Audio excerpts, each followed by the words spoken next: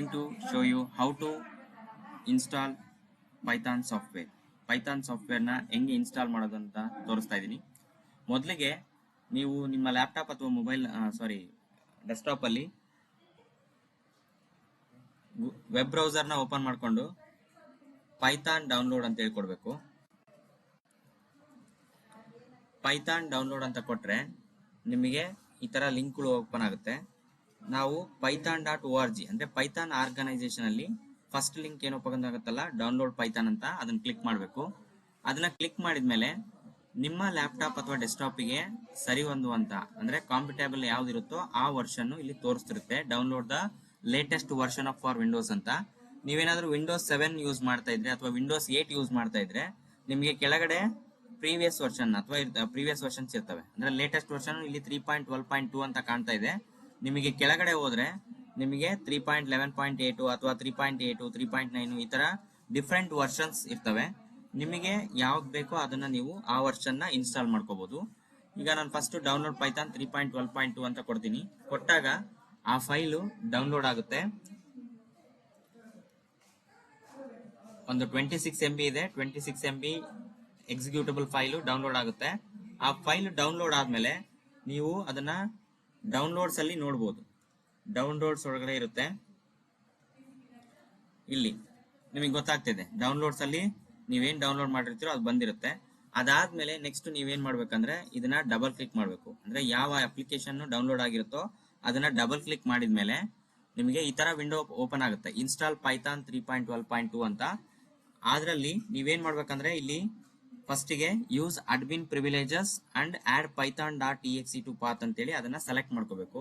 Select ಮಾಡ್ಕೊಂಡ್ಬಿಟ್ಟು customize installation ಅಲ್ಲಿ check ಮಾಡ್ಕೋಬೇಕು. ಆಪ್ಷನಲ್ ಫೀಚರ್ಸ್ ಇವೆಲ್ಲ ಇನ್ಸ್ಟಾಲ್ ಆಗಿದೆಯಾ ಅಥವಾ ಸೆಲೆಕ್ಟ್ ಆಗಿದೆಯಾ ಇಲ್ಲ ಅಂತ ಚೆಕ್ ಮಾಡ್ಕೋಬೇಕು. ಚೆಕ್ ಮಾಡ್ಕೊಂಡು ನೆಕ್ಸ್ಟ್ ಏನ್ ಮಾಡ್ಬೇಕು, ನೀವು ಇನ್ಸ್ಟಾಲ್ ನೌ ಅಂತ ಕೊಡ್ಬೇಕು. ಇನ್ಸ್ಟಾಲ್ ನೌ ಅಂತ ಕೊಟ್ಟಾಗ ನಿಮಗೆ ಪೈಥಾನ್ ಸಾಫ್ಟ್ವೇರ್ ಇನ್ಸ್ಟಾಲ್ ಆಗುತ್ತೆ.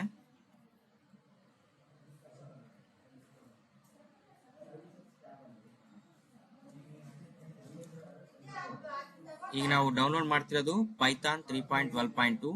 ನಾವು ಇದರಲ್ಲಿ ಐಡಿಎಲ್ ನಲ್ಲಾದ್ರೂ ವರ್ಕ್ ಮಾಡಬಹುದು ಅಥವಾ ಕಮಾಂಡ್ ಪ್ರಾಂಪ್ಟ್ ಅಲ್ಲಾದ್ರೂ ವರ್ಕ್ ಮಾಡಬಹುದು.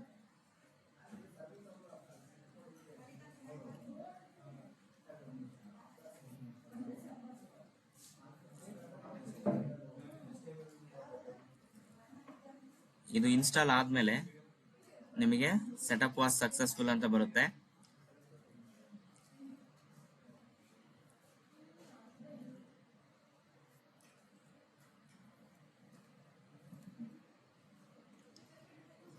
ಸೆಟಪ್ ವಾಸ್ ಸಕ್ಸಸ್ಫುಲ್ ಅಂತ ಬಂತು. ಈಗ ನಿಮ್ಮ ಲ್ಯಾಪ್ಟಾಪ್ ಅಲ್ಲಿ ಪೈಥಾನ್ ಸಾಫ್ಟ್ವೇರ್ ಇನ್ಸ್ಟಾಲ್ ಆಯ್ತು.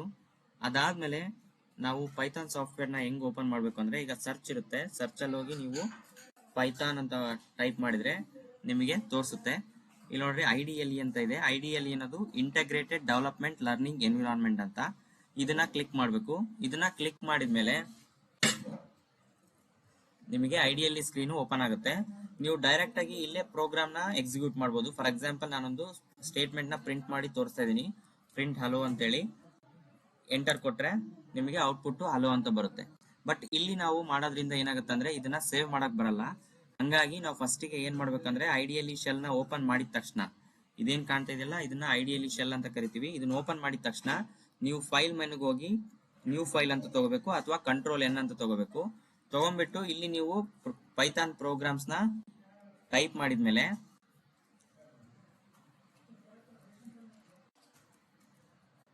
ಇದನ್ನ ನೀವು ಫೈಲ್ ನ ಸೇವ್ ಮಾಡಬೇಕು.